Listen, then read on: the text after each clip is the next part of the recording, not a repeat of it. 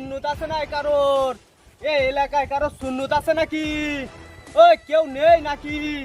এই কারো সুন্নত আছে এলাকায়? ওই সুন্নত আছে? ও চাচা, বলো।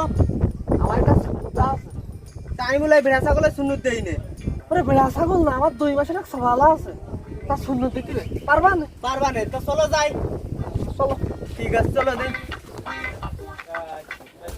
আব্বা, এ ছাগল চুপ থাক, গাই দিয়েছে তোর বলো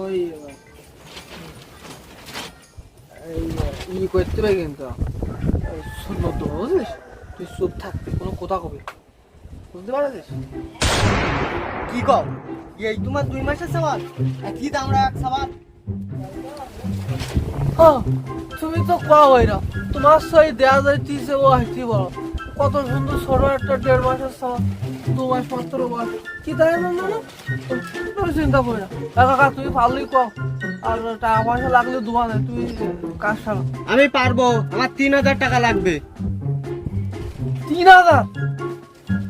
ও বাবু কম সম করে 12 দিন 3000 এর নিচে আমি পারবো না। নিয়ে আইসা কোদাও, তুমি 3000 চাও কিরম?